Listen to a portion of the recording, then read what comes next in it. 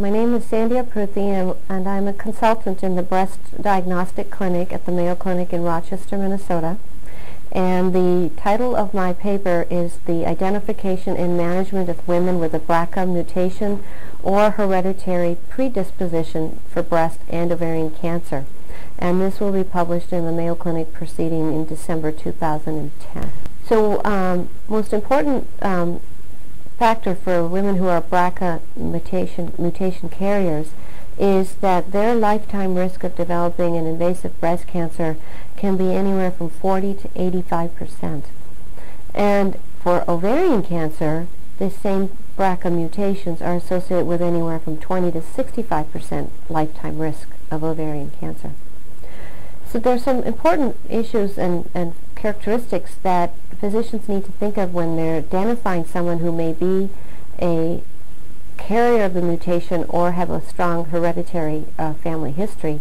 And this includes members in their family who have had both breast and ovarian cancer, a male with breast cancer, young onset, multiple relatives with breast cancer or ovarian cancer before age 50, and if somebody has had bilateral breast cancer. So the role of a genetic counselor is to take the time to look at this family history and develop a pedigree, and by using that pedigree they can actually identify if someone has a significant pattern that would be associated with potentially carrying a mutation, and can use this then to guide a patient if she needs to proceed, or advise her if she should proceed with genetic testing. There are some management options that once a woman is identified as a BRCA carrier or a mutation is learned that she is now carrying a BRCA mutation, to help her decide how to manage this situation. And we start with lifestyle modification.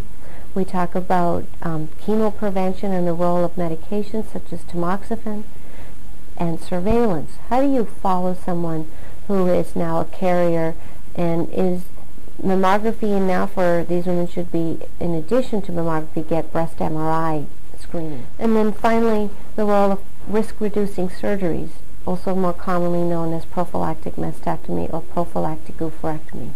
When is the right time to do this procedure, and what is the benefit of someone pursuing a surgery such as this in terms of reducing their breast cancer mortality or ovarian cancer mortality? So the takeaway message is that being a woman who's identified as a BRCA mutation carrier or has a strong family history and predisposed to potentially carrying a mutation is a very complicated and challenging situation, and more it's becoming an individualized approach requiring a multidisciplinary team of experts. The goal is not only to provide education, but to reduce cancer risk and then improve the woman's survival.